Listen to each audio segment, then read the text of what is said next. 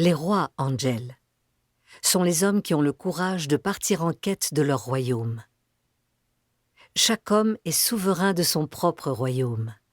Il est le seul à pouvoir le faire fructifier. Qu'est-ce qu'un royaume, ma reine? Un lieu de complet épanouissement.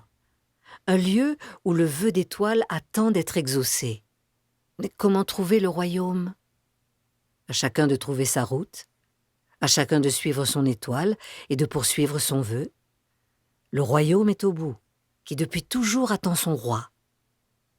Et les hommes sans vœu, ma reine, ils n'ont pas de royaume? Ils en ont un, mais ils ne le savent pas. Ou bien ils l'ont oublié.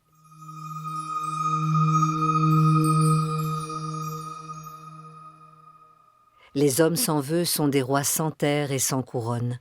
Ils sont des errants. Leur royaume, ma reine, que deviennent-ils? Ils ressemblent à des jardins abandonnés. Les mauvaises herbes y poussent et étouffent les fleurs. Les arbres se désolent de voir leurs fruits tomber à terre et pourrir, sans personne pour les ramasser ni les goûter. Les royaumes sans roi sont des lieux tristes et désolés. Est-ce qu'ils meurent, ma reine? Rien ne meurt, mon Angel. Ils ne meurent pas, mais ils s'affaiblissent, s'appauvrissent et retournent à l'état sauvage. Ils ne sont plus rois, alors? Si, mais de bien tristes rois. Des rois en exil, des rois en esclavage, des rois humiliés, des rois endormis. On ne peut rien faire pour eux? Rien. Eux seuls le peuvent. Parfois, l'un d'entre eux se réveille, ouvre les yeux, découvre son royaume envahi par les ronces.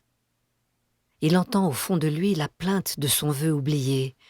Une souffrance terrible le prend alors, douloureuse, insoutenable, à tel point qu'il préfère se rendormir aussitôt en replongeant dans le sommeil.